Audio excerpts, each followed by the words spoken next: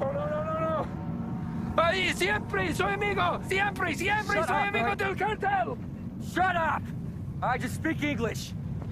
Lalo didn't send you? No, Lalo? Who? Oh, thank God! Oh, Christ! Oh.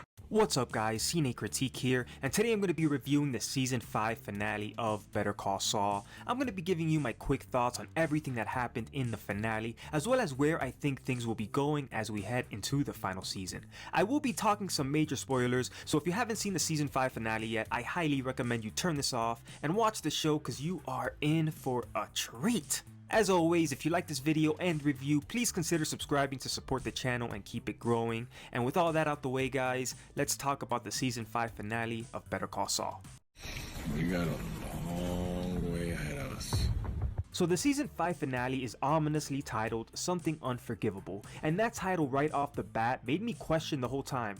Okay, so who exactly is Vince Gilligan referring to with that title? Obviously, we're inclined to assume they're referring to Jimmy, right? But come on, this is the Breaking Bad universe we're talking about. Everyone is doing something unforgivable. So I figured the writers would have something up their sleeve, and you know what? I was kinda right. Cause if anyone came out of this episode acting and talking like the true Saul Goodman, it ain't Jimmy McGill, it's Kim fucking Wexler.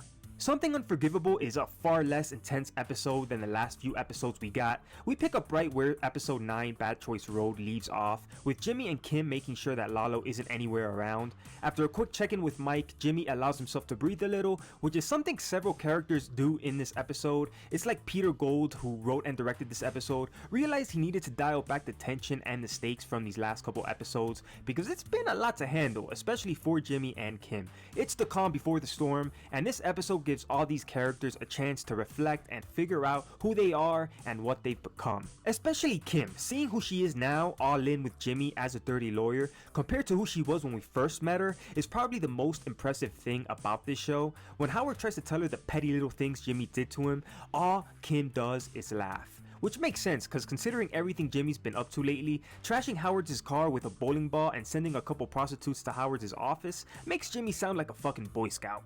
Another star of this episode is Lalo, who finally has the chance to re-establish his connection with Don Eladio while officially making Nacho the new man in charge of the border. Lalo doesn't know about Gus's master plan to take him out the game, but he is aware that Gus has closer ties with Juan Bolsa's cartel than he does with Salamanca's, and Lalo knows the only way to change that is through Don Eladio, and let's just say he knows how to get to the big boss's heart. Lalo also knows Gus and Juan Bolsa want him dead, so he's not making himself an easy target. The cool thing about Lalo, and the reason why he's hands down the best Salamanca, is that he's just as much of a supervillain in his own right as Gus was in Breaking Bad. He has this instinct to just sniff things out. He did that last episode when he told Nacho to pull over when he found Saul Goodman's car in a ditch in the desert, and he does that again in this episode when Nacho finds him awake by the fire in the middle of the night when he should have been sleeping. Lalo's got this spidey sense that has saved him in multiple episodes, and that definitely comes into play here when he survives Gus's assassination attempt, an attempt that Mike was so damn sure was going to work because he downright guarantees it to Saul.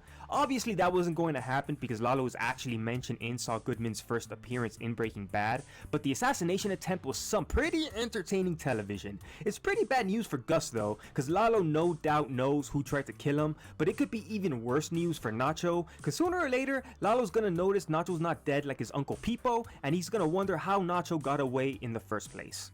The Season 5 finale wasn't as intense and crazy as the last few episodes, but it was still another great episode. This was more of a cartel episode than it was a Saul Goodman one. It's kind of disappointing because it is the season finale and I want to see Saul or Jimmy get even closer to what Saul Goodman's persona really is. But if anyone's turning into the true Saul Goodman, it's Kim, because she wants to absolutely end Howard and his firm, and she doesn't care how much damage it does. In fact, she's so much like Saul that even Jimmy's scared. Kim, for the most part, has been that angel character, pulling Jimmy into the light in multiple occasions in Better Call Saul, but now it looks like Jimmy's the one who's pulled Kim into the dark, and it's something he'll most likely regret doing come season 6. This was a great episode to end yet another great season of Better Call Saul, although a bit of an anticlimactic one. However, it did set the stage perfectly for season 6, and I couldn't be more excited. I gotta give this episode a 8.8, but the season as a whole is a 9.3 or 9.4 if I'm being generous, and it's easily the best television I've watched in 2020.